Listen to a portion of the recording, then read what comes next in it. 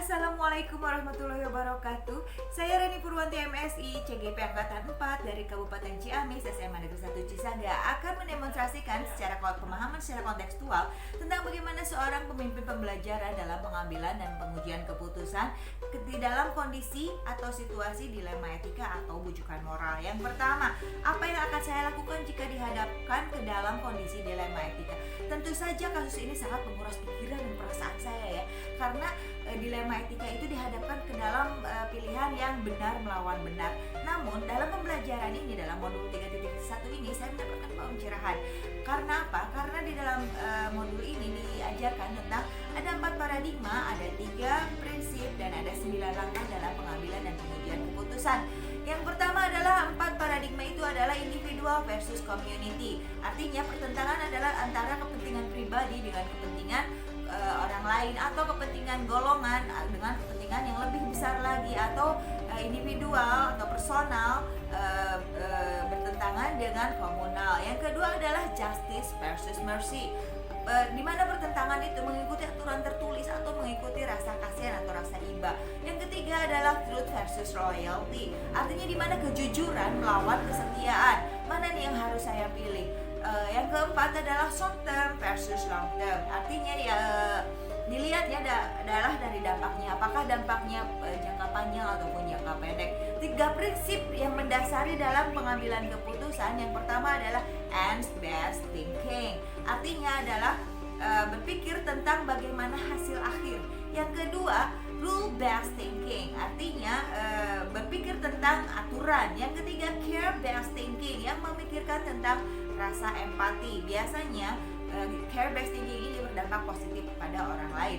9 langkah dalam pengujian dan pengambilan keputusan. Yang pertama adalah mengenali nilai-nilai yang bertentangan. Yang kedua, siapa saja sih yang terlibat. Yang ketiga, kumpulan fakta-fakta yang relevan dalam situasi ini. Yang keempat, pengujian benar atau salah, atau benar melawan salah. Dalam pengujian ini ada beberapa item. Item yang pertama adalah uji legal. Item yang kedua, uji regulasi. Item yang ketiga, uji intuisi. Item yang keempat, uji publik. Item yang kelima, uji panutan.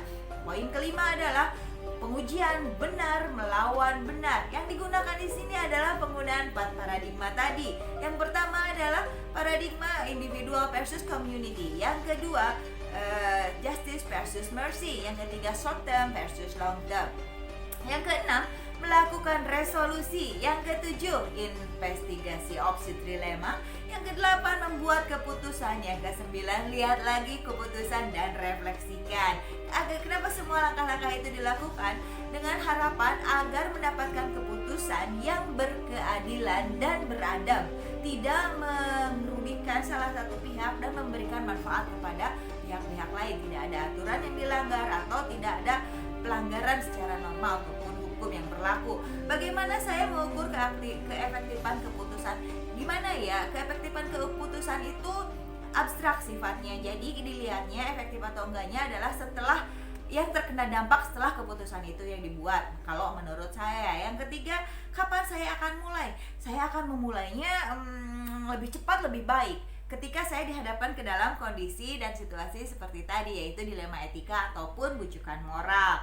Terus siapa yang akan menjadi pendamping saya dalam pengambilan keputusan sebagai pembelajaran? Kalau di sekolah tentu saja saya akan meminta pendampingan dari kepala sekolah atau pendampingan dari para senior. Karena apa? Karena keputusan yang saya ambil itu berdampak sistemik kalau di sekolah, karena dampaknya bisa mengimbas kepada warga-warga sekolah. Kalau misalnya di lingkungan rumah, saya harus meminta orang yang lebih bijak daripada saya, karena itu tadi keputusan saya harus bertanggung jawab.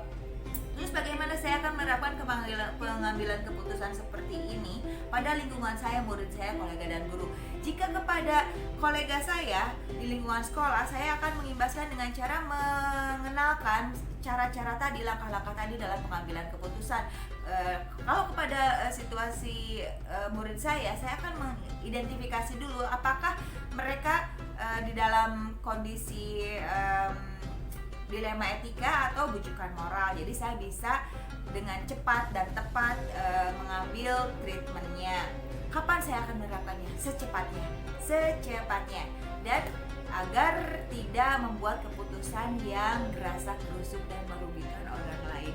Sekian pemaparan dari saya, demonstrasi kontekstual dari saya. Semoga bisa membuat pencerahan bagi Anda semua. Terima kasih. Saya Reni Purwanti, SMSI dari Ciamis. Assalamualaikum warahmatullahi wabarakatuh.